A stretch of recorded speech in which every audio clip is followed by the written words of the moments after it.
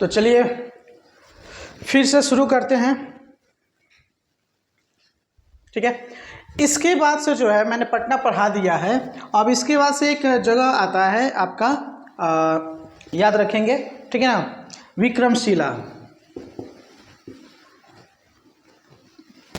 ठीक है, विक्रमशिला जो है आप याद रखेंगे इसको, विक्रमशिला।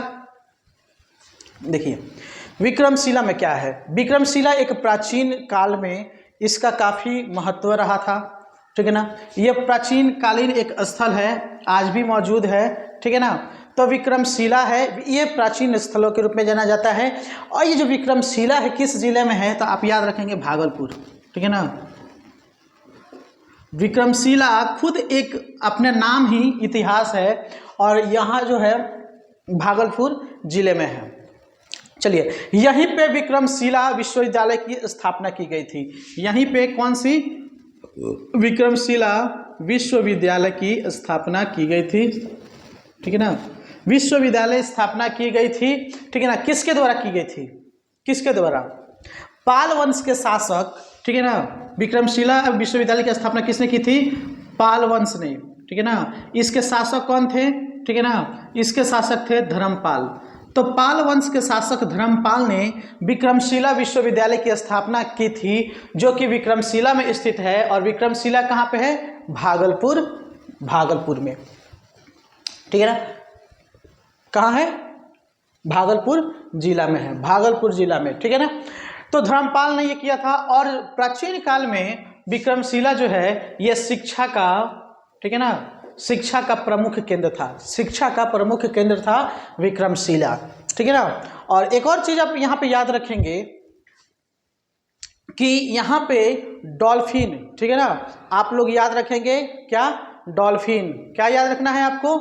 डॉल्फिन का जो है यहाँ पे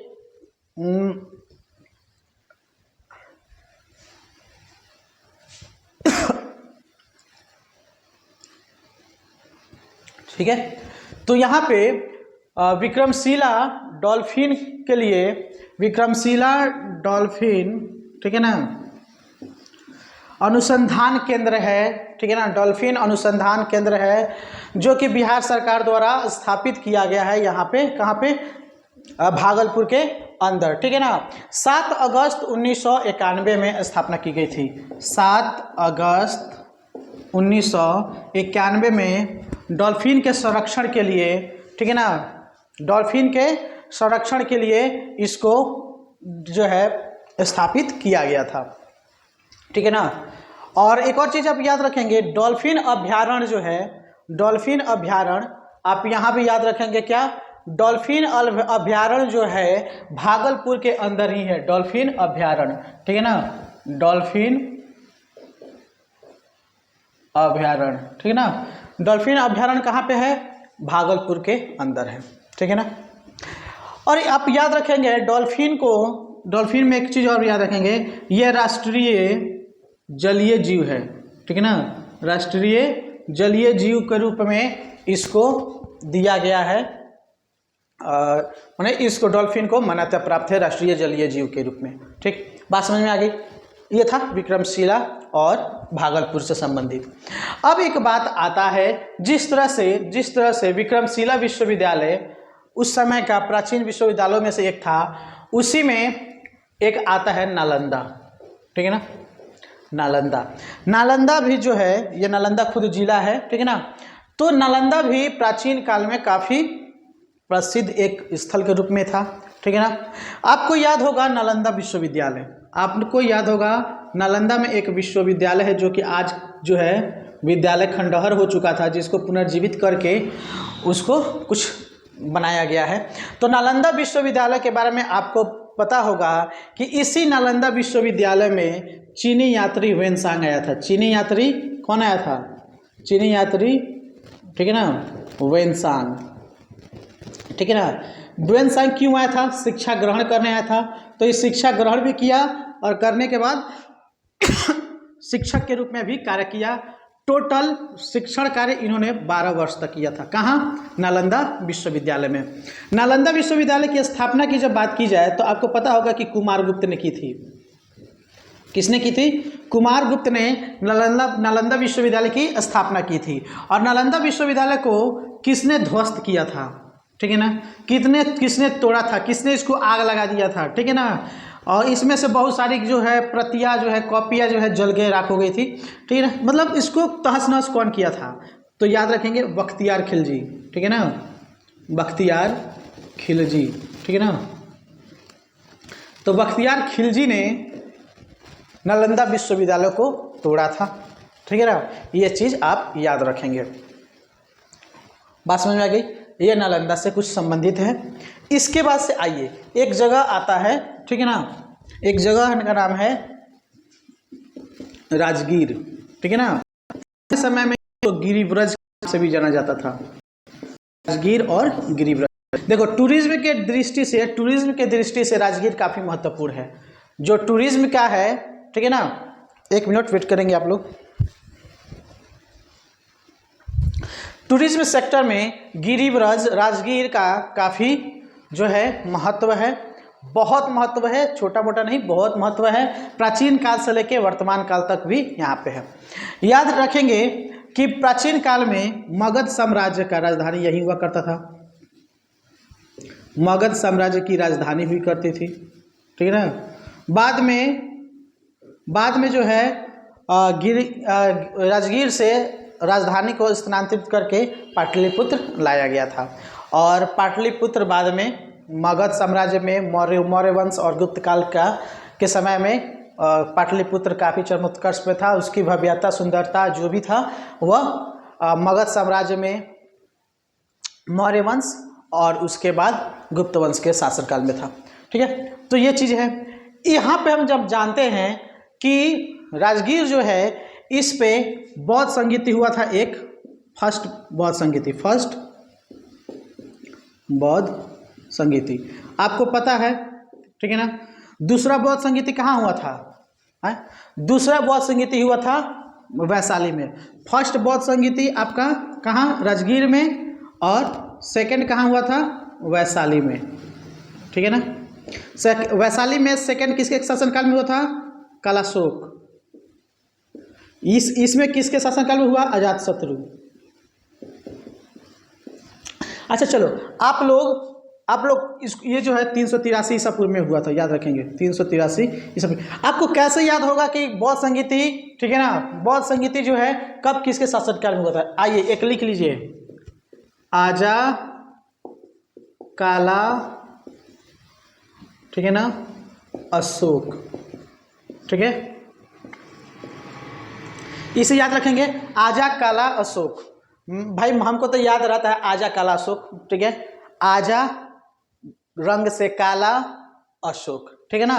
तो आजा काला अशोक आप याद रखेंगे, अजातशत्रु, ठीक है ना, अजातशत्रु, कालाशोक, अशोक को अशोक कर दो और क से कनिष्क कर दो, ठीक है ना। तो ये प्रथम बौद्ध संगीति, दूसरी बौद्ध संगीति, तीसरी बौद्ध संगीति, चतुर्थ बौद्ध संगीति, ठीक है ना, ये हुआ था। याद रखेंगे, याद भी रहेगा, कोई दिक्कत नहीं है। तो आप याद रखेंगे कि राजगीर यहीं पे है। अब राजगीर जो है, राजगीर इसके अलावा भी कई सारी चीज़ों के लिए जाना जाता है, कई सारी चीज़ें हैं जो है राजगीर सबसे पहले आप याद रख लेंगे, राजगीर जो है नालंदा जिला में है।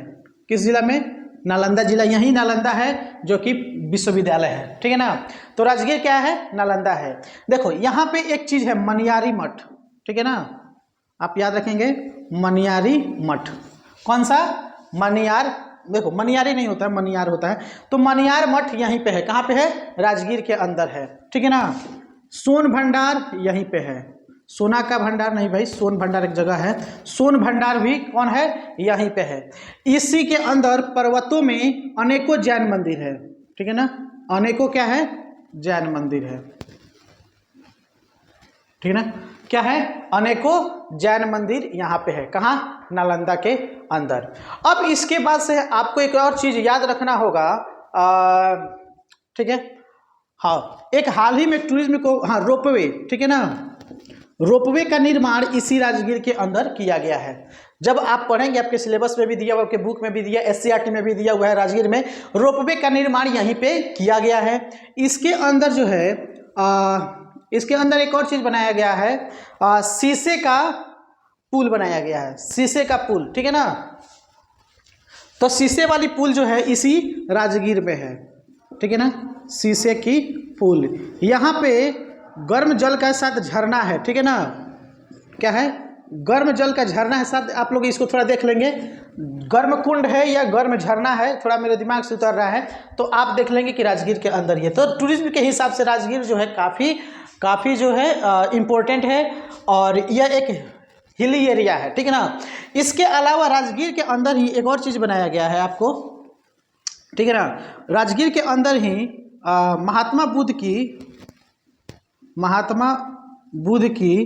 ठीक है ना, 72 फीट ऊंची, ठीक है ना, ऊंची प्रतिमा स्थापित की गई है, प्रतिमा स्थापित। और ये वहाँ के एक झील है, ठीक है ना, उसी झील के बीचों बीच जो है इसको स्थापना किया गया है।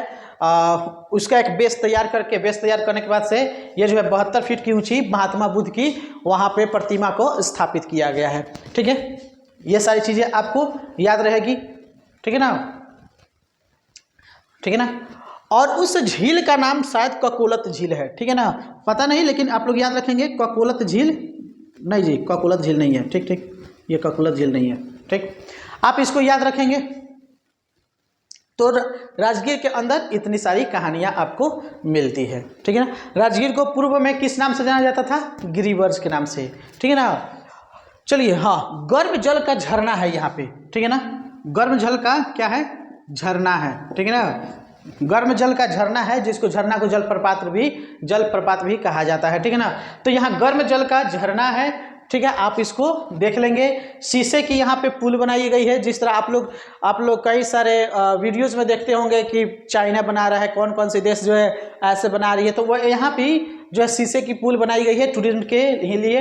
रोपवे का निर्माण किया गया है, महात्मा बुद्ध की प्रतिमा स्थापित की गई है। राजगीर की पहाड़ियों में अनेकों जैन मंदिर है, यहाँ पे सोन भंडार है, राजगीर के अंदर ही मनियारी मठ है। राजगीर जो है नालंदा जिला का हिस्सा है, ठीक है ना। राजगीर गिरिव्रज में ही प्रथम बौद्ध संगीति हुई थी, किसके शासनकाल में, अजात शत्रु के शासनकाल में, और शत्रु लिखा गया, शत्रु होगा। और जो है पूर्व में मगध की राजधानी हुआ करती थी, कौन, राजगीर। सबसे पहले राजगीर ही मगध की राजधानी हुई, फिर उसके बाद पाटलिपुत्र। पास में आ गया, हो गया ना। तो ये था इंटरनेशनल लेवल की, ये इंटरनेशनल लेवल की थी। अब चलिए कुछ और भी चीज़ें हैं जो धार्मिक महत्व की हैं, ठीक है ना। धार्मिक महत्व की जो है कुछ टूरिज्म प्लेसेस हैं, उनको समझते हैं। चलिए बताइए, शेरशाह का मकबरा, ठीक है ना, आपको पता होगा शेरशाह का मकबरा कहाँ है, शेरशाह का मकबरा कहाँ है, याद है ना, सासाराम। शेरशाह का मकबरा कहाँ है, सासाराम। सासाराम में ही शेरशाह का मकबरा है, जो कि अपने समय का, ठीक है, शेरशाह ने ही ग्रैंड ट्रंक रोड बनवाया था। चलिए, शेरशाह मकबरा कहाँ है, ठीक है ना। चलो शेरशाह के बारे में थोड़ा समझ लेते हैं। शेरशाह का मकबरा कहाँ है, सासाराम, ठीक है ना। सासाराम कहाँ है, रोहतास जिले में, कहाँ है, रोहतास जिले में, ठीक है ना। शेरशाह ने कौन सी चीज़ बनवाया था, grand trunk road, grand trunk road. रुपया किसने चलवाया था, शेरशाह ने, रुपया किसने चलवाया था, शेरशाह ने, ठीक है ना। शेरशाह को शेर का नाम क्यों दिया गया, क्योंकि इसने शेर को मारा था, ठीक है, तो इसलिए इसको नाम पड़ा था। इसका नाम शेरशाह शेर को मारने की वजह से पड़ा था, ठीक है ना। और ये काफ़ी शक्तिशाली था। शेरशाह के बारे में नेक्स्ट जो है टॉपिक हम पढ़ेंगे अगली बार, उसको समझेंगे, ठीक है ना। ये चीज़ आपको पता हो गई।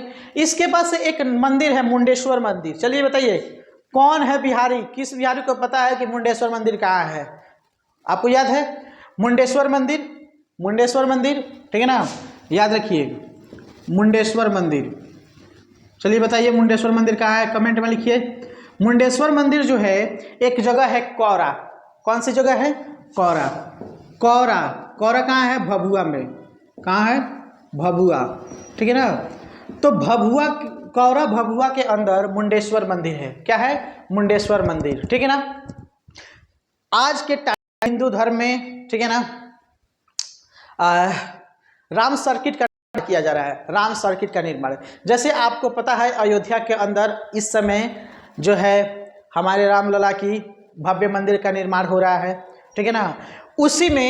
उसी के सर्किट के अंदर एक और चीज़ बनाया जा रहा है, राम जानकी मंदिर, ठीक है ना। तो राम जानकी मंदिर हो सकता है अयोध्या में भी हो, तो लेकिन हम बिहार की बात कर रहे हैं, बिहार की बात कर रहे हैं। तो राम जानकी मंदिर कहाँ है, सबसे इम्पोर्टेंट राम जानकी मंदिर कहाँ है, आपको पता होगा राम जानकी मंदिर, ठीक है ना। कहाँ है जी, सीतामढ़ी। कहाँ है, सीतामढ़ी, ठीक है ना। राम जानकी मंदिर कहाँ है, सीतामढ़ी में, ठीक है ना। अब देखो एक और चीज आपको पता होगा, ठीक है ना, मैंने भागलपुर बताया ना, भागलपुर में एक और सी चीजें हैं, ठीक है ना। अजगैबीनाथ मंदिर, क्या, अजगैबीनाथ मंदिर। कौन सी मंदिर है भागलपुर में, भागलपुर में एक और चीज है अजगैबीनाथ मंदिर। कौन सी, अजगैबीनाथ मंदिर। कौन सी मंदिर, अजगैबीनाथ मंदिर। लेकिन ये भागलपुर के किस जगह, भागलपुर तो जिला हो गया, भागलपुर तो क्या हुआ, जिला हो गया, ठीक है ना। कौन सी जगह पे है, तो सुल्तानगंज। कौन सी जगह पे है, सुल्तानगंज। कौन सी जगह पे है, सुल्तानगंज। अजगैबी, ठीक है ना, अजगैबीनाथ मंदिर कहाँ है, सुल्तानगंज। जो है नाम भी इसका कुछ अजीब है, ठीक है ना, क्या मैंने लिखा, अलगैबीनाथ, ठीक है ना। अजगैबीनाथ मंदिर जो है, अजगैबीनाथ मंदिर, ठीक है ना। तो अजगैबीनाथ मंदिर जो है सुल्तानगंज में है। सुल्तानगंज का है, भागलपुर। यहीं से जब हम लोग जाते हैं बाबा धाम, तो सुल्तानगंज का नाम सुने ना, सुल्तानगंज से क्या करता है लोग, पानी भरता है लोग। उसके बाद से चल रे कांवरिया शिव के धाम, ठीक है, इस गाने के साथ नंगे पैर चले जाते हैं सुल्तानगंज से, कहाँ, बाबा, वहाँ बाबा धाम पे, ठीक है ना। बहुत अच्छा लगता है, सावन का टाइम आने वाला है, चल रे कांवरिया शिव के धाम। तो आप लोग यही याद रखेंगे, ठीक है ना, कि अजगैबीनाथ मंदिर कहाँ पे है, अजगैबीनाथ मंदिर ये इसी भागलपुर जिले के सुल्तानगंज में है। ये काफ़ी इंपॉर्टेंट चीज़ें हैं। अब आइए हम चलते हैं, जैसा कि मैंने बताया था, ठीक है। हाँ चलिए, इसके बाद से आपको नेपाली मंदिर आता है। आपको पता है नेपाली मंदिर कहाँ है, नेपाली मंदिर, ठीक है ना, नेपाली मंदिर, ठीक है। चलिए बताइए, नेपाली मंदिर, ठीक है। भारत में भी नेपाल है, बिहार में भी नेपाल है, ठीक है ना। नेपाली मंदिर कहाँ है, चलिए आपको नहीं पता होगा तो एक और मैं आपको बता रहा हूँ, हजरत जनदाह मंदिर। हजरत जनदाह मंदिर नहीं होगा, ठीक है ना, मजार है सब, ठीक है ना। तो यह मकबरा है, तो हजरत जनदाह मकबरा, ठीक है ना, हजरत जनदाह का मकबरा, ठीक है ना, बोल सकते हैं इसको। तो हजरत जनदाह का मकबरा कहाँ पे है, चलिए दोनों में से किसी एक के बारे में भी आपको पता है तो ये एक ही जगह पे है, बताइए। नेपाली मंदिर कहाँ है, हजरत जनदाह का मकबरा कहाँ है, चलिए नहीं पता है, हाजीपुर में। कहाँ पे है, हाजीपुर। कहाँ पे है, हाजीपुर। हाजीपुर कहाँ है जी, वैशाली जिला में। वैशाली जिला का मुख्यालय है, क्या है, हाजीपुर। हाजीपुर में ही केला प्रसिद्ध है, हाजीपुर वाला केला, ठीक है ना। तो इसको याद रखेंगे, बात समझ में आ गई। इसके बाद से आइए आपको एक और चीज़ बताते हैं। आपको ये पता होगा, मैंने गया इसके गया मैंने पढ़ा दिया कि विष्णुपद मंदिर गया में ही है, ठीक है ना। इसके बाद विष्णुपद मंदिर में ही बताया, महाबोधि मंदिर भी बताया। महाबोधि मंदिर जो है यूनेस्को ने 2002 में इसको जो है मान्यता दी। और उसके बाद से विष्णुपद मंदिर के बाद से यहाँ पे एक और मंदिर आता है, सिद्धेश्वर महादेव मंदिर। क्या है, सिद्धेश्वर महादेव मंदिर। किसके अंदर आता है, गया के अंदर। जगह नहीं है याद, आप लोग ऐसे लिख लेंगे, जहां आपने नोट्स बनाया है ना, उसके ऊपर आप गया के पास आप लिख लेंगे सिद्धेश्वर महादेव मंदिर कहाँ है, गया में ही है। और यहाँ पे एक और है, कमल सरोवर। क्या है, कमल सरोवर, सिद्धेश्वर महादेव मंदिर, विष्णुपद मंदिर, और उसके बाद से बोध गया, ठीक है ना, महाबोधि मंदिर, ठीक है ना। महाबोधि मंदिर ये सब कहाँ है, गया के अंदर है। गया के अंदर कौन कौन सी चीज़ें हैं याद रखेंगे, गया के अंदर विष्णुपद मंदिर, महाबोधि मंदिर, सिद्धेश्वर महादेव मंदिर, कमल सरोवर, ठीक है ना। बोधि वृक्ष का संबंध, फल्गु नदी का संबंध, महाबुद्ध के ज्ञान प्राप्ति का संबंध, ठीक है ना, बोधि वृक्ष के 5वीं पीढ़ी का संबंध, सब चीज़ गया से संबंधित है, ठीक है ना। गर्म कुंड भी गया में है। गर्म कुंड, ये गर्म जल का झरना है राजगीर में। गर्म कुंड कहाँ पे है, गया में है, याद रहेगा। जहाँ पे आप नोट्स बना रहे हैं सबको उसको उसके सामने आप लोग लिख लेंगे।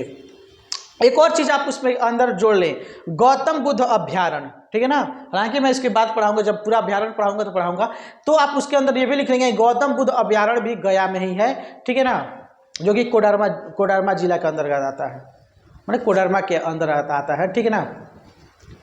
इतनी बात समझ में आ गई, ठीक है, कोई दिक्कत, ठीक है।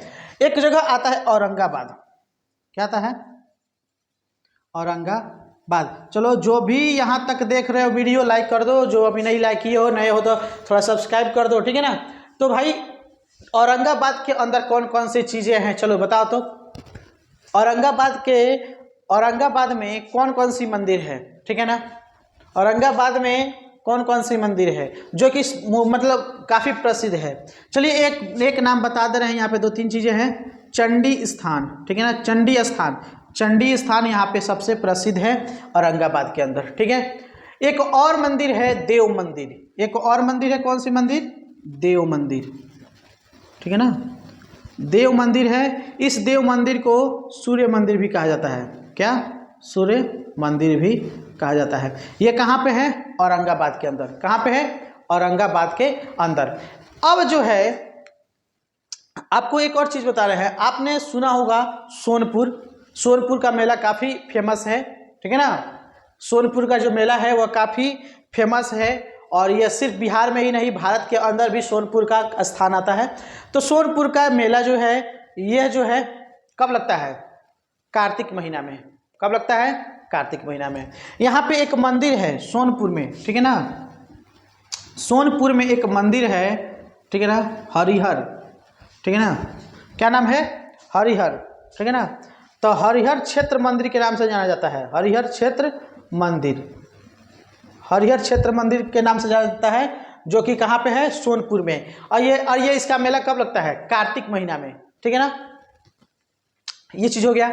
और यहाँ पे जो है एक चीज़ के नाम से प्रसिद्ध है, गजग्रह की लड़ाई, ये आप इसको याद रखेंगे। ये एक और चीज़ के नाम से प्रसिद्ध है, क्या, गज और ग्रह, हाथी और ग्रह, है ना, गज ग्रह की लड़ाई के लिए प्रसिद्ध है। अब ये लड़ाई कैसे होती है भाई, मैं भी नहीं देखा हूँ अभी तक, ठीक है ना, आप यूट्यूब पे देख लेना। गज ग्रह की लड़ाई, हरिहर क्षेत्र मंदिर कहाँ है, सोनपुर में। बात समझ में आ गई। चलिए थोड़ा इसको मिटाते हैं, काफ़ी भर गई है।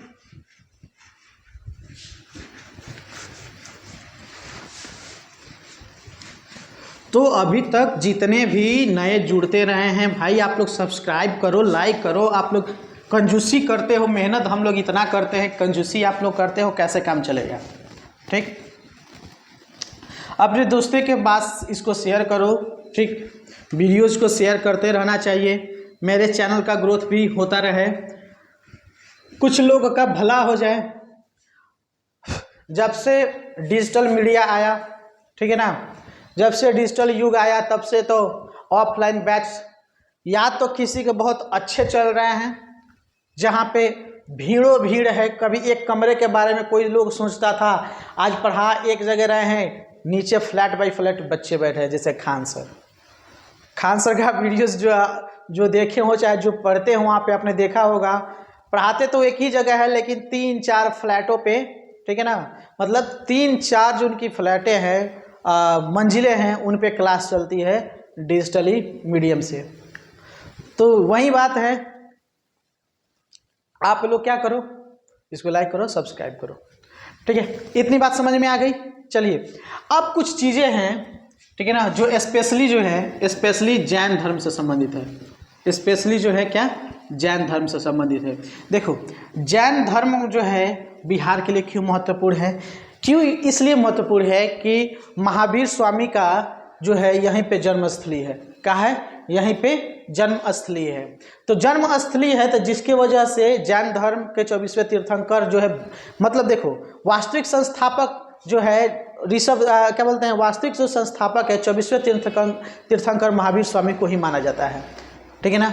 और प्रथम तीर्थंकर और जैन धर्म के संस्थापक जो थे ऋषभदेव, उनको कहा जाता है। लेकिन ये जो है इनका स्थान जैन धर्म में काफ़ी आता है, ठीक है ना। तो देखो जैन धर्म में एक है मनियार मठ, ठीक है ना, क्या है, मनियार मठ। कौन सी मठ, मनियार मठ, मैंने इसके पहले ही बताया था। सोन भंडार, ठीक है ना, क्या है, सोन भंडार। ये सारी चीज़ें कहाँ हैं, ये सारी चीज़ें हैं राजगीर के अंदर। कहाँ है? राजगीर के अंदर। ठीक है ना। राजगीर कहाँ है? नालंदा जिला में। ठीक है ना, याद रखेंगे। इसके बाद से जो है आप लोग याद रखेंगे गुलजार बाग। ठीक है ना, गुलजार बाग जानते हैं क्या कि गुलजार बाग कहाँ है? हैं? गुलजार बाग आपको पता है? चलिए बताइएगा, कमेंट में लिखिए। गुलजार बाग ये जो है गुलजार बाग में एक जैन मंदिर है। गुलजार बाग में एक जैन मंदिर है। भाई लिख लिए कमेंट, गुलजार बाग कहाँ है? हैं? गुलजार बाग में एक संत थे, उनका नाम था संत सुदर्शन स्वामी, शायद यही नाम था। ठीक है ना। जैन मंदिर जो था वह संत सुदर्शन स्वामी। ठीक है ना। ठीक, तो गुलजार बाग स्थित एक जैन मंदिर है जो संत सुदर्शन स्वामी के नाम से विख्यात है। ठीक है। ये कहाँ पे है? तो ये है कमलदह में। कमलदह कहाँ है जी? पटना के अंदर। ठीक है, कहाँ है? पटना के अंदर है, याद रखेंगे। एक और चीज़, ठीक है ना, एक और चीज़ याद रखेंगे, महावीर स्वामी का जन्म कहाँ हुआ था? बताइए। जो महावीर स्वामी का जन्म कहाँ हुआ था? कहाँ हुआ था जी? कुंडग्राम। कहाँ हुआ था? कोई कुंडग्राम कहता है, कोई कुंडलग्राम कहता है। कुंडलग्राम कहाँ है? वैशाली में। मैं यहाँ पे गया हुआ हूँ। ठीक है ना, काफ़ी अच्छी जगह है। क्योंकि मैंने बताया ना कि मैंने वैशाली जिला के वैशाली प्रखंड से ही जो है अपना बीएड किया हूँ, तो वैसे में मैं यहाँ विजिट करने गया था, घूमने गया था। ठीक है, याद रखेंगे। तो महावीर जन्म स्थल का है कुंडग्राम, वैशाली में है। इसके बाद से आपको ये चीज़ याद होगा कि महावीर का जो है परिनिर्वाण भी बिहार में हुआ था। परिनिर्वाण मतलब मृत्यु, परिनिर्वाण को क्या बोल सकते हैं? मृत्यु मोक्ष बोल सकते हैं। तो यहाँ पे हुआ था। ठीक है ना। यहाँ पे जल मंदिर भी है। क्या है? जल मंदिर भी है। कौन सी मंदिर है? जल मंदिर। अब यहाँ पे एक और सी जगह है, एक और जो है इसका नाम है समूशरण। क्या नाम है इसका? समूशरण। हाँ, समूशरण मंदिर है। यहाँ पे एक समूशरण मंदिर है। ठीक है ना। देखो, जो चीज़ें फेमस नहीं होती थोड़ा सा याद करने में दिक्कत होता है, अब भूल जाते हैं लोग। ठीक है ना। तो महावीर का परिनिर्वाण, जल मंदिर और सोमेश्वर क्या नाम है भाई? सोमेश्वर। ठीक है ना। सोमेश्वर नहीं है, समूशरण। ठीक है ना। देखो, सोमेश्वर क्यों नाम याद रहा है? बिहार में एक सोमेश्वर पहाड़ी है। ठीक है ना, एक सोमेश्वर पहाड़ी है, इसलिए सोमेश्वर नाम जो है मेरे अंदर आ जा रहा है, लेकिन सोमेश्वर नहीं है, समूशरण मंदिर है। ठीक है ना। और सोमेश्वर की जो पहाड़ी है वह वाल्मीकि नगर टाइगर रिजर्व के क्षेत्र में आता है, जो कि शिवालिक पहाड़ियाँ हैं। ठीक है ना, जो कि हिमालय के तलछट्टी में ये होता है। शिवालिक पहाड़ियाँ की ये लास्ट है। ठीक है ना, जो कि आपका नेपाल और पश्चिमी चंपारण बिहार की सीमा को बनाता है। सोमेश्वर पहाड़ी रेंज मेरा जो है वहाँ पे आना जाना हुआ है, मैं उसको जानता हूँ, मैंने वहाँ पे देखा भी है। तो सोमेश्वर पहाड़ी है। सोमेश्वर पहाड़ी के ठीक दक्षिण साइड से पूरी मैदानी भाग शुरू हो जाती है, इसको याद रखेंगे। तो समूशरण मंदिर और जल मंदिर और महावीर स्वामी का परिनिर्वाण एक ही जगह पे होता है। ठीक है ना। ये एक जगह कौन सा है? आपको याद होगा, पावापुरी। ठीक है ना। हो सकता है कि आपको जल मंदिर न पता हो, लेकिन आपको तो ये पता होगा कि महावीर स्वामी का परिनिर्वाण कहाँ हुआ था, मोक्ष की प्राप्ति कहाँ हुई थी, उनकी मृत्यु कहाँ हुई थी, तो पावापुरी। और पावापुरी कहाँ है? सबसे बड़का बात चीज़ है कि पावापुरी कहाँ है? पावापुरी आपका नालंदा में है। वहीं नालंदा। ठीक है ना, वहीं नालंदा है जहाँ पे नालंदा विश्वविद्यालय की स्थापना की गई थी। कुमारगुप्त ने नालंदा विश्वविद्यालय की स्थापना की थी, जहाँ पे चीनी यात्री ह्वेनसांग आया था। कौन आया था? ह्वेनसांग आया था। किसके शासनकाल में आया था? हर्षवर्धन के शासनकाल में आया था। ठीक है ना। हर्षवर्धन के शासनकाल में कौन आया था? ह्वेनसांग आया था। ह्वेनसांग ने 12 वर्षों तक जो है बौद्ध धर्म की शिक्षा दीक्षा ली। ठीक है ना। उसके बाद से अध्यापक के तौर पर यहाँ पे कार्य किया। बात समझ गए? तो वही नालंदा का है पावापुरी, जहाँ पे महावीर स्वामी परिनिर्वाण, मोक्ष की प्राप्ति हुई, मृत्यु हुई। जल मंदिर है यहीं पे, समूशरण मंदिर पे नालंदा के अंदर। बात समझ में आ रही है आपको? ठीक है ना। एक जो है एक काफी नाम प्रचलित होता है जैन धर्म से। ये जितने बता रहा हूँ जैन धर्म से संबंधित है, जैन धर्म से संबंधित है। किससे से संबंधित है? जैन धर्म। याद होगा, बताओ 12वें तीर्थंकर कौन है? जैन धर्म के 12वें तीर्थंकर कौन है? चलो तो आपको कुछ समय दे रहा हूँ, बताओ 12वें तीर्थंकर कौन है? आए बताओ बताओ, 12वें तीर्थंकर कौन है भाई? तो 12वें तीर्थंकर जो है वासु पूज्य नाम था उनका। 12वें तीर्थंकर कौन थे? वासु पूज्य। तो 12वें तीर्थंकर थे वासु पूज्य। तो जिस तरह से परिनिर्वाण महावीर स्वामी का पावापुरी में हुआ था, वैसे ही 12वें तीर्थंकर वासु पूज्य का परिनिर्वाण, ठीक है ना, एक जगह है, बताओ कौन सा जगह है? चंपा, ठीक है ना। कौन सी जगह है? चंपा। चंपा नगरी आपको याद होगा इतिहास में। चंपा नगरी कहाँ है जी? भागलपुर में। कहाँ है? भागलपुर में। तो चंपा नगरी भागलपुर में है, यही 12वें तीर्थंकर वासु पूज्य का, ठीक है ना, परिनिर्वाण हुआ था, ठीक है ना, परिनिर्वाण हुआ था। अब परिनिर्वाण किस जगह पे हुआ था? परिनिर्वाण किस जगह पे हुआ था? मंदार की पहाड़ी पर। कहाँ पर? मंदार की पहाड़ी पर। कहाँ हुआ था? मंदार की पहाड़ी पर हुआ था। कौन सी? 12वें तीर्थंकर वासु पूज्य का जो है मंदार की पहाड़ी पर परिनिर्वाण हुआ था, जो कि कहाँ है? चंपा नगरी इतिहास में काफ़ी प्रसिद्ध है, जो कि कहाँ पे था? भागलपुर में। बात याद रहेगी, ठीक है। इतनी चीज़ें हो गई, ये हो गया आपका जैन धर्म से संबंधित। आइए कुछ हम जो है पर्यावरण की तरफ जाते हैं, ठीक है ना। पर्यावरण की तरफ जाते हैं, जो कि टूरिज्म के लेवल से काफ़ी महत्वपूर्ण है। टूरिज्म में जो है यहाँ पे काफ़ी है, और आपके सिलेबस में भी दिया हुआ है, आपके सिलेबस में भी दिया हुआ है वन्य जीव अभयारण्य, ठीक है ना। तो वन्य जीव अभयारण्य में पक्षी भी है, पशु पक्षियों के सभी के लिए अभयारण्य बनाया गया है, और इसकी मान्यताओं भी हैं। चलिए इसको सबसे पहले आपको याद होगा भीम बांध अभयारण्य। चलिए जी बताइए, तो भीम बांध अभयारण्य कहाँ है? आप बताइए, भीम बांध, ठीक है ना, अभयारण्य कहाँ है? चलिए बताइए, भीम बांध अभयारण्य कहाँ है? भीम बांध अभयारण्य, चलिए ये जो है मुंगेर के अंदर है। कहाँ पे है? मुंगेर के अंदर, ठीक है ना। मुंगेर के अंदर क्या है? भीम बांध अभयारण्य है। कौन सा चीज़ है? भीम बांध अभयारण्य कहाँ है? मुंगेर के अंदर। इसको जो है 1976 में, ठीक है ना, अभयारण्य का दर्जा दिया गया था। कब? 1976 में।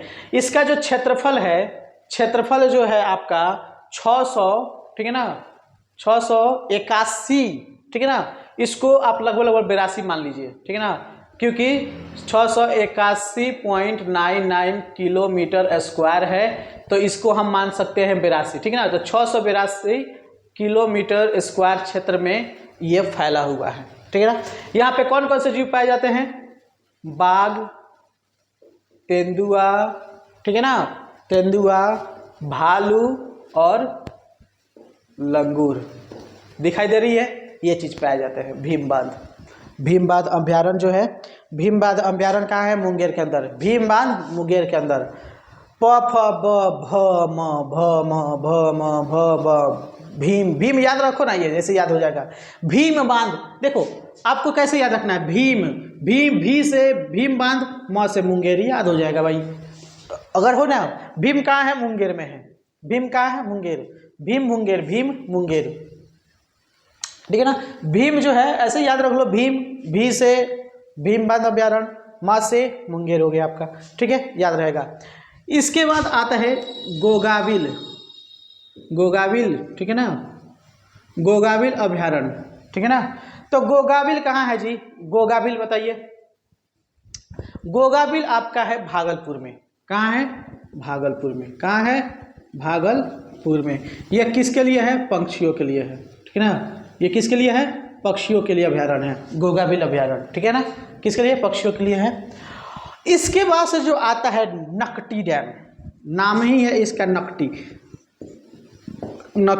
डैम, ठीक है, नकटी डैम अभयारण्य। अब बताओ नकटी किसको बोलते हैं? एक बहुत ही इंटरेस्टिंग चीज़ होता है नकटी, ठीक है ना। आपको पता है कि जब हम लोग बच्चे होंगे, ठीक है ना, या आज के बच्चे को जब आप देख रहे होंगे, जब उसका नाक बहता है और नाक जो सूख जाता है, तो उसके अंदर कुछ कचरा जमा हो जाता है। उस कचरे को क्या बोलते हैं? जरा बताना, कमेंट में लिखना उसको क्या बोलते हैं।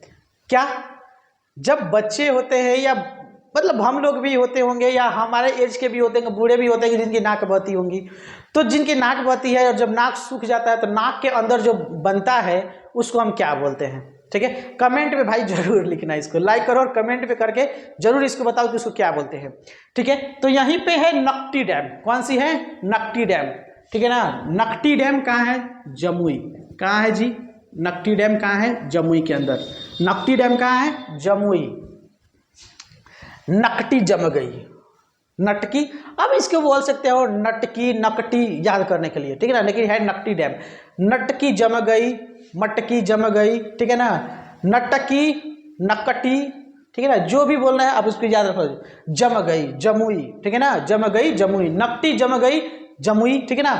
तो ये चीज़ है आपको। नकटी डैम कहाँ पे है? जमुई के अंदर। नकटी डैम जो है काफ़ी इंपॉर्टेंट है। नकटी डैम जो है काफ़ी इंपॉर्टेंट है। नकटी डैम के बारे में आपको ये चीज़ याद रखना होगा कि इस यहीं पे कलरव उत्सव मनाया जाता है। कौन सा? कलरव उत्सव। क्या मनाया जाता है? कलरव उत्सव मनाया जाता है। क्यों मनाया जाता है? नकटी डैम जो है ये प्रवासी पक्षियों के लिए इंपॉर्टेंट है। प्रवासी पक्षी, देखो इस नकटी डैम में जो है प्रवासी पक्षी आते हैं। कौन से पक्षी आते हैं? प्रवासी पक्षी। प्रवासी पक्षी किसको बोलते हैं? देखो एक जो समय होता है एक, ठीक है ना, जिस समय में विदेशों के जो चीज़ है, जैसे देखो प्रवासी पक्षी यहाँ पे कौन कौन से आते हैं? यूरेशियाई, देखो यूरेशियाई दो चीज़ों से बनता है, यूरोप, ठीक है ना, यूरोप से, ठीक है ना, और एशिया। यूरोप और एशिया के मिलने से यूरेशिया बनता है, ठीक है ना। यूरोप और एशिया के मिलने से क्या बनता है? यूरेशिया। तो यूरेशियाई पक्षी आते हैं, रूसी पक्षी आते हैं, ठीक है ना, और जो है दक्षिणी, ठीक है ना, दक्षिणी चीन से, किसी से? दक्षिणी चीन से ये आपके यहाँ प्रवासी पक्षी आते हैं। कहाँ पे? नकटी डैम में। नकटी डैम में कौन सा है? यहाँ पे आपका जमुई के अंदर है, ठीक है। यहाँ प्रवासी पक्षी आते हैं। बात समझ में आ गई? यहाँ पे जो है लगभग 136 प्रकार के, ठीक है ना, प्रवासी पक्षी जो है लगभग 136 प्रजातियों के यहाँ पे पक्षी आते हैं। प्रजाति के पक्षी जो है यहाँ पे आते हैं, प्रवास के रूप में आते हैं। और ये देखो ये ठंड के दिनों में आते हैं, ठंड के दिनों में, ठीक है ना, आप इसको याद रखेंगे। मैंने इसके पहले बता दिया गौतम बुद्ध अभयारण्य जो है गया में है, ठीक है ना। एक बार और इसको देख लेते हैं, गौतम बुद्ध अभयारण्य, क्योंकि मैंने वहाँ पे डिटेल में नहीं बताया, ठीक है ना, बताया यहाँ पे नहीं। गौतम बुद्ध अभयारण्य जो है ये गौतम बुद्ध अभयारण्य गया के अंदर है, ठीक है ना। और गया के अंदर जब है तो इसमें बहुत सारी चीज़ें हैं, आप थोड़ा इसको मतलब तवज्जो देकर इसको पढ़िएगा, ठीक है ना। तो गया के अंदर जो गौतम बुद्ध अभयारण्य है यह जो है 1976 में इसको भारत सरकार ने मान्यता दिया, ठीक है। और यहाँ पे जो है 259 स्क्वायर किलोमीटर में ये फैला हुआ है, ठीक है ना, ठीक है। यहाँ पे जब आप देखेंगे तो बाघ, चीतल, ठीक है ना, यहाँ पे कौन कौन सा चीज़? बाघ, चीतल और उसके बाद से तेंदुआ, भेड़िया, ठीक है ना, पाया जाता है। कौन कौन सा चीज़? बाघ, चीतल, तेंदुआ, भेड़िया, ये सारी चीज़ें यहाँ पे पाए जाते हैं गौतम बुद्ध अभयारण्य के अंदर, ठीक है। अब मैंने बता दिया था डॉल्फिन, ठीक है ना, थोड़ा डॉल्फिन के बारे में थोड़ा जान लिया जाए, चूँकि बहुत सारी चीज़ नहीं, डॉल्फिन के बारे में तो मैंने लगभग बता दिया था, ठीक है कि डॉल्फिन यहाँ पे अभ्यारण्य है। कहाँ पे? भागलपुर के अंदर, जो कि 7 अगस्त 1991 पे इसकी मान्यता दी गई थी। और डॉल्फिन जो है राष्ट्रीय जलीय जीव के रूप में पाया जाता है। डॉल्फिन जो है गंगा के क्षेत्रों में पाया जाता है, और जो जहाँ पे ये लगभग 60 किलोमीटर के रेंज में ये फैला हुआ है, गंगा का क्षेत्र, वहीं पर है ये आपका डॉल्फिन अभ्यारण्य, ठीक है ना। और वहाँ पे इसका संरक्षण का कार्य किया जाता है। देखो यहाँ बिहार के लोग भी समझ चुके हैं कि डॉल्फिन जो है डॉल्फिन एक ऐसी जो है जलीय जीव है जो कि उसकी प्रजाति जो है, उसकी जो अस्तित्व है वह खत्म होने के कगार पे है, तो इसलिए उसको काफ़ी संरक्षण दिया जाता है, ठीक है ना। और ये सिर्फ बिहार के ही गंगा के क्षेत्रों में पाया जाता है, इसलिए बिहार के लिए और भी इम्पोर्टेंट है, ठीक है। बात समझ में आ गया?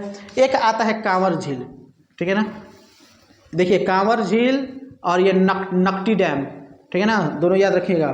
कांवर झील, ठीक है ना, कांवर झील जो है माने ये जमुई में है और ये बेगूसराय में है, ठीक है ना, कहाँ है, बेगूसराय में। तो आप याद रखेंगे कांवर झील जो भी है ये भी प्रवासी पक्षियों के लिए है। किसके लिए है कांवर झील, प्रवासी पक्षी, यहाँ पे काफ़ी प्रवासी पक्षी जो है आते हैं, ठीक है ना, प्रवासी पक्षी यहाँ पे क्या है आते हैं। और ये जो है बिहार का एकमात्र वेटलैंड है, बिहार का एकमात्र वेटलैंड बिहार का एकमात्र वेटलैंड है, मतलब इसको बोलते हैं आर्द्र भूमि, ठीक है ना, आर्द्र भूमि, ठीक है ना, दलदली क्षेत्र इसको बोल सकते हैं। तो यही एकमात्र वेटलैंड है जहाँ पे प्रवासी पक्षियाँ जो है यहाँ पे आते हैं, ठीक है ना। और ये किस समय में आते हैं, तो जाड़े के समय में। इसका जो क्षेत्र है, इसका जो क्षेत्रफल है लगभग 67.5 स्क्वायर किलोमीटर क्षेत्र में ये फैला हुआ है। कितना फैला हुआ है, कांवर झील जो है 67.5 किलोमीटर स्क्वायर, ठीक है, स्क्वायर किलोमीटर क्षेत्र में ये फैला हुआ है। बात ये चीज़ आपको याद रहेगी। चलिए, इसके बाद से जो आता है ककोलत झील, मैंने यहाँ बताने जा रहा था लेकिन नहीं बताया था, ठीक है ना, आप याद रखेंगे ककोलत जो है झील। चलिए बताइए ककोलत झील कहाँ पे है, ककोलत झील कहाँ पे है, ककोलत झील जो है नवादा के अंदर है, ठीक है ना, नवादा के अंदर, नवादा, ठीक है ना, ये नहीं चल रहा है। ककोलत झील कहाँ है जी, ककोलत झील जो है नवादा के अंदर है, नवादा के अंदर। और झील जो है ना ये जलप्रपात है, ठीक है ना, ये क्या है, जलप्रपात, क्या है जी, जलप्रपात है। कौन सा, ककोलत झील, नवादा के अंदर। ये जो है 150 से लेके 160, ठीक है ना, मीटर ऊंचा है। 150 से लेके 160 मीटर नहीं, फीट है, ठीक है, मीटर में, मीटर तो ज़्यादा हो जाएगा, ठीक है ना, ये फीट ऊंचा है। कौन सा, ककोलत जलप्रपात, कहाँ है, नवादा में है। कहाँ पे है, नवादा, ककोलत जलप्रपात कहाँ है, नवादा के अंदर है। बात समझ में आ गई। देखो ककोलत झील के बारे में जो है इसमें कई सारी मान्यताएं हैं, प्राचीन कथाएं हैं ककोलत झील के बारे में, ठीक है ना। चलिए उसको भी समझ लेते हैं, कहीं हो सके एग्जाम में पूछ दे, ठीक है, हो सके कि एग्जाम में पूछ दे। तो एक समय था प्राचीन काल में, जब इसमें हम भगवानों की बात करते हैं, द्वापर युग की बात करते हैं, उसके पहले की बात करते हैं, ठीक है ना। तो यहाँ पे ककोलत झील के बारे में एक कहानी है। किस झील के बारे में, ककोलत झील, याद रखेंगे। ककोलत झील के बारे में ये कहा गया है कि यहाँ पे एक ऋषि ने एक राजा को श्राप दिया था, ठीक है ना, एक ऋषि ने एक राजा को श्राप दिया था। श्राप कुछ ऐसा था कि उसने उस राजा को अजगर बना दिया था। क्या बना दिया था, उसने श्राप दिया था कि तुम अजगर हो जाओ, और इसी ककोलत झील के पहाड़ियों में उसको दबा दिया गया था, ठीक है ना। वो उसी पहाड़ियों में जाके रहने लगा, या उसको वहाँ पे उसी पे श्राप मिले जहाँ से वो रहने लगा, ककोलत झील के पास, ठीक है ना। जब द्वापर युग आता है तो द्वापर युग में पांडव जो लोग थे, पांडव, ठीक है ना, आपको पता है जब आप महाभारत देखेंगे तो द्वापर युग के जो पांडव थे वह महाभारत में वनवास को जाते हैं, ठीक है ना। तो जब वो वनवास में जाते हैं तो इसी समय, ठीक है ना, उस राजा को अजगर से मुक्ति मिलती है, ठीक है ना, यानी श्राप से मुक्ति मिलती है, ठीक है ना। किसके द्वारा, पांडवों के द्वारा, पांडवों के द्वारा उस राजा को श्राप से मुक्ति मिलती है, और वह अजगर से पुनः जो है इंसानी रूप धारण करता है, ठीक है ना। तो यहाँ पे एक चीज़ प्रचलित क्या है ककोलत झील के बारे में, कि जो भी इस ककोलत झील के झरने के पानी से जो है कोई अगर नहाता है तो वह सर्प योनि में जन्म नहीं लेगा, ठीक है ना। क्यों नहीं लेगा, क्योंकि उस राजा को सर्प योनि में ही डाला गया था, अजगर बनाया गया था, मतलब सर्प योनि था। तो उसने इसको श्राप, मतलब इसको जो है आशीर्वाद कहिए या जो कहिए, कि ककोलत झील के पानी से जो भी नहाता है वह सर्प योनि में जन्म नहीं लेता है, ये कहा गया था, ठीक है। तो ऐसी यहाँ पे मतलब कहावतें हैं, कहानियाँ हैं, सच है झूठी है, मैंने इसकी प्रामाणिकता जो है नहीं कर सकता, बुक में भी यही चीज़ लिखा हुआ है, तो मैंने सोचा कि इसको मैं आपको शेयर कर दूं ककोलत झील के बारे में। और ककोलत झील इसी वजह से आपको याद भी रहेगा, ककोलत झील नवादा के अंदर है और नवादा में ये कहानियाँ हैं, ठीक है ना। एकमात्र जो है पौराणिक कहानियाँ हैं ककोलत झील के बारे में, ठीक है। अब एक है आपको, ठीक है ना, तेलहार, ठीक है ना, एक क्या है, तेलहार झरना। देखो जितनी सारी झरना है वो सब जो है जलप्रपात है, ठीक है ना। तो तेलहार झरना के बारे में कहा गया है कि तेलहार झरना कहाँ है, चलिए बताइए, तेलहार झरना कहाँ है, तेलहार तेल्हार झरना जो कहाँ है, रोहतास के अंदर है। तेल्हार झरना कहाँ है जी, रोहतास में। कहाँ है, रोहतास। सासाराम कहाँ है, रोहतास में। शेरशाह का मकबरा कहाँ है, सासाराम। सासाराम कहाँ पड़ता है, रोहतास में। तो तेल्हार झरना कहाँ है, रोहतास में। कहाँ है तेल्हार झरना, रोहतास के अंदर है। ठीक है, बात याद रहेगी, ठीक है ना। चलिए, और ये जो तेल्हार झरना है ये कैमूर की पहाड़ियों में है, कैमूर की पहाड़ियों में है। यहाँ छोटे बड़े और भी झरने हैं, जो कि सबसे प्रमुख है तेल्हार का झरना। ठीक है, चलिए इसके बाद से अगला बताइए, ठीक है ना। देखिए एक बहुत ही इंपॉर्टेंट चीज़ है, आप लोग इसको छोड़िएगा नहीं, ठीक है ना। इसमें से चलिए यहीं पे लिख दे रहा हूँ, ठीक है ना। वाल्मीकि नगर, ठीक है ना, लिखा है वाल्मीकि नगर, लेकिन वाल्मीकि नगर बोलता है लोग। वाल्मीकि नगर टाइगर रिजर्व, ठीक है ना, वाल्मीकि नगर टाइगर रिजर्व। और ये नेशनल है, ठीक है ना, राष्ट्रीय है, ठीक है ना, नेशनल, ठीक है। Valmiki Nagar national tiger reserve ये एकमात्र बिहार के अंदर एकमात्र जो है नेशनल टाइगर रिजर्व है, आप याद रखेंगे, ठीक है ना। चलिए यहाँ पे मिटा दे रहे हैं, नहीं तो कुछ चीज़ें है छूट जाएंगी। बात समझ में आ गई। चलिए कुछ चीज़ें हैं यहाँ पे मिटाने से ही और अच्छे से आपको समझ में आएगा। आप वाल्मीकि नगर को जान जाइए पहले, ये टूरिज्म के क्षेत्र में, ठीक है ना, काफ़ी डेवलप क्षेत्र है वाल्मीकि नगर, ठीक है ना, आप इसको याद रखेंगे। टूरिज्म के सेक्टर में वाल्मीकि नगर जो है काफ़ी ग्रोथ किया हुआ है, और वाल्मीकि नगर कई सारी कहानियाँ हैं, कई सारे जो है वाल्मीकि नगर के अंदर बहुत सारी विविधताएं पाई जाती हैं, ठीक है ना। तो सबसे पहले आप लोग याद रखेंगे वाल्मीकि नगर को एक अन्य नाम से जाना जाता है भैंसा लोटन, ठीक है ना, भैंसा लोटन, ठीक है ना।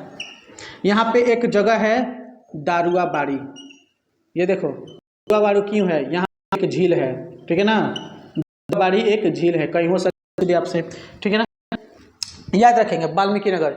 यहीं से होके एक नदी बहती है गंडक, ठीक है ना, गंडक नदी बहती है, जो कि यही गंडक नदी कहाँ पे जाकर मिलती है, याद रखना, यही गंडक नदी जो है गंगा में मिलती है। गंगा में मिलती है कहाँ, हाजीपुर, ठीक है ना, हाजीपुर के पास यही गंडक नदी गंगा में मिलती है, वाल्मीकि नगर से जो है, वाल्मीकि नगर से होके बहती है।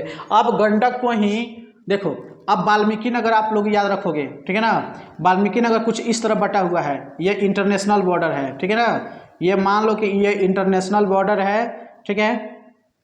यहीं पे जो है पुल भी बनाया गया है, ठीक है ना, 36 स्तंभों वाला पुल है, ठीक है ना, गंडक नदी, इसका काफ़ी लंबा चौड़ा क्षेत्र है। तो ये है, इधर जो है नेपाल है, उत्तर साइड में नेपाल है, और दक्षिण में भारत है, ठीक है ना। इसी से होकर गंडक नदी बहती है, ठीक है। यह गंडक नदी बाद में ऐसे मुड़ती है जहाँ इधर पश्चिमी चंपारण होता है, ये सारा क्षेत्र पश्चिमी चंपारण का है, ठीक है ना, और यही जो है नेपाल बाद में ऐसे हो जाता है, और इधर जो है उत्तर प्रदेश है, ठीक है ना, याद रहेगा। बात समझ में आ गया। तो इसके साथ जो है राज्य की सीमाएं भी लगती है, और जो है विदेशी सीमाएं, इंटरनेशनल सीमाएं भी है। इंटरनेशनल सीमाएं भारत का नेपाल के साथ, और ये बिहार का उत्तर प्रदेश के साथ, ठीक है ना। तो ये सीमाएं लगती है, बात याद रहेगी। गंडक नदी यहीं से होकर निकलता है। गंडक नदी को नेपाल में जो है नारायणी नदी कहा जाता है, नारायणी नदी, नारायणी, कौन सी नदी कहा जाता है, नारायणी नदी। यहीं पे त्रिवेणी घाट है, कौन सी है, त्रिवेणी घाट, ठीक है ना। सावन के महीने में यहाँ पे काफ़ी भीड़ लगता है, मेला लगता है त्रिवेणी में, ठीक है ना। तो दोनों साइड लोग नहाते हैं, ठीक है ना। यहीं पे वाल्मीकि नगर के अंदर जो है जटाशंकर मंदिर है। देखो क्या पूछ देगा कोई पता नहीं है, ठीक है ना, क्योंकि सिलेबस ही कुछ ऐसा है। जटाशंकर मंदिर है, यहीं पे नरदेवी स्थान है, नरदेवी स्थान, ठीक है ना। ये भगवान शिव की है, और ये बात ये क्या बोलते हैं, नौ दुर्गा माता का ये स्थान है, नरदेवी। फिर इसके बाद से कुछ क्षेत्र के दूरी पे यहाँ पे मदनपुर स्थान है, ठीक है ना, मदनपुर स्थान है। तो यहाँ पे मदनपुर का माता मंदिर भी है, ठीक है ना, और ये मदनपुर जो है फॉरेस्ट एरिया भी है, फॉरेस्ट एरिया, ठीक है। अब आइए एक और चीज़ याद रखिएगा, ठीक है। वाल्मीकि नगर के बीच में, ठीक है ना, जैसा कि मैंने बताया कि यहाँ नदी बहती है, ठीक है। कुछ क्षेत्र जो है यहाँ पे, जैसे मैंने एक चीज़ और बताया कि वाल्मीकि नगर में क्या है, वाल्मीकि नगर, ठीक है ना, नेशनल टाइगर रिजर्व है। यहाँ पे नेशनल टाइगर रिजर्व है। कहाँ? वाल्मीकि नगर में। कहाँ है जी? वाल्मीकि नगर में है, ठीक है। इसके जो क्षेत्रफल है लगभग 898.8 जो है 5, ठीक है ना, 898.5 स्क्वायर किलोमीटर क्षेत्र में ये फैला हुआ है, ठीक है ना। वाल्मीकि टाइगर रिजर्व को 1978 में, कब? 1978 में देश का 18वां टाइगर रिजर्व घोषित किया गया था। टाइगर रिजर्व घोषित किया गया था, ठीक है ना। और ये बिहार का पहला, ठीक है ना, नेशनल पार्क है, एकमात्र है, इसके अलावा कोई नहीं है टाइगर रिजर्व। बिहार के अंदर एकमात्र नेशनल टाइगर रिजर्व जो है यही वाल्मीकि नगर में है। और ये वाल्मीकि नगर असल में है कहाँ? पश्चिमी चंपारण में, ठीक है ना। पश्चिमी चंपारण का मुख्यालय क्या है? बेतिया, ठीक है, बेतिया है, ठीक है ना। बेतिया के पास ही उदयपुर जंगल है, उदयपुर जंगल है, ठीक है ना। ये सब चीज़ आप याद रखेंगे, कोई दिक्कत नहीं है। बेतिया में बेतिया राज था, ठीक है ना, बेतिया राज था। यहाँ पे काली मंदिर है, काली मंदिर है जो काली बाग के नाम से जाना जाता है। यहाँ पे काफ़ी सारे देवी देवताओं का, यहीं पे दुर्गा मंदिर है, ठीक है ना। ये सारी चीज़ें यहाँ पे है। चलिए एक और चीज़ आपको बता दे रहे हैं, इतनी सारी चीज़ें हो गई। हाँ, अब जो है आपको एक और चीज़ यहाँ पे याद रखना होगा कि जो वाल्मीकि नगर है, जैसे कि वाल्मीकि नगर नेपाल की सीमा से माने जुड़ा हुआ है। तो देखो वाल्मीकि टाइगर रिजर्व जो है वह जो है वाल्मीकि टाइगर रिजर्व जो है नेपाल के चितवन जो है वन्य जीव अभ्यारण्य से, ठीक है ना, चितवन राष्ट्रीय उद्यान से जुड़ा हुआ है। मतलब मान लो एक साइड जो है ये हो गया आपका चितवन, ठीक है ना, चितवन राष्ट्रीय उद्यान, जो कि राष्ट्रीय उद्यान ये कहाँ का है? ये नेपाल में है, ठीक है ना। ये कहाँ का है? नेपाल का है। तो नेपाल का चितवन राष्ट्रीय उद्यान से सीमा बनाता है कौन? ठीक है ना, ये अपना बनाता है, ठीक है ना, टाइगर रिजर्व, ये भारत का है, ठीक है ना। तो दोनों के जो है जीव जंतु इधर से उधर से उनको कौन सी उस पर कानूनी बाध्यताएं हैं कि आप नेपाल को पार करके इंडिया में नहीं आइएगा, इंडिया को पार करके नेपाल में नहीं जाएगा। जो चितवन पार्क से जो है बहुत सारे जो है हाथियाँ इधर चली आती हैं, ठीक है। और यहाँ पे याद रखेंगे बंगाल टाइगर, यहाँ पे याद रखेंगे कि इसी में बंगाल टाइगर बिहार में पाया जाता है, बंगाल टाइगर, ठीक है ना, बंगाल टाइगर यहीं पे पाया जाता है। इसके अंदर इसके बाद से जो है कौन कौन से जीव जंतु पाए जाते हैं तो आप याद रखेंगे, यहाँ पे बंगाल टाइगर पाया जाता है, ठीक है ना, भारतीय गैंडे पाए जाते हैं, भारतीय नस्ल के गैंडे पाए जाते हैं, भारतीय तेंदुआ पाया जाता है, भारतीय गौर पाया जाता है, एशियाई काला भालू पाया जाता है। यहाँ पे एशियाई काला भालू होता है ना, तो एशियाई काला भालू है। यहाँ पे हाथी पाए जाते हैं, भारतीय हाथी पाए जाते हैं, सांभर पाए जाते हैं, और चित्तीदार हिरण, चित्तीदार समझते हैं ना, ऐसे ऐसे डॉट वाला, ऐसे ऐसे, ठीक है ना, तो चित्तीदार हिरण भी यहाँ पे पाए जाते हैं। इसके अलावा यहाँ पे कई सारे वनस्पति पाए जाते हैं, बहुत सारे वनस्पति भी पाए जाते हैं, औषधीय वनस्पति पाए जाते हैं। हालांकि सब चीज़ों पे रोक है, ठीक है ना। तो वनस्पति पाए जाते हैं, तितलियों की कई सारी प्रजातियां पाई जाती हैं, पक्षियों की कई सारी प्रजातियां पाई जाती है, किंग कोबरा, अजगर, ठीक है ना, अजगर आप पूछोगे, कोई होगा आपकी जान पहचान का वाल्मीकि नगर में पूछना, अजगर हमेशा निकलता रहता है। सांप के कई सारी क्वालिटीज जो है, कई सारे प्रकार के यहाँ प्रजातियां पाई जाती हैं। सांपों का एक अलग जो है क्षेत्र घोषित किया गया है जहाँ पाए जाते हैं। आप कभी जाइएगा घूमने, मैं वहाँ पे गया हूँ इसलिए मैं जानता हूँ। तो ये सारी चीज़ें जो है वहाँ पे पाई जाती हैं, ठीक है। यहाँ पे सांस्कृतिक विविधता भी है। सांस्कृतिक विविधता यहाँ पे जो है प्रमुख रूप से थारू जनजाति पाई जाती है, ठीक है ना। इस क्षेत्र में सोमेश्वर घाटी, देखो ये जो क्षेत्र है Valmiki Nagar tiger reserve, Valmiki Nagar tiger reserve जो है वह शिवालिक पहाड़ियों से होकर बना है।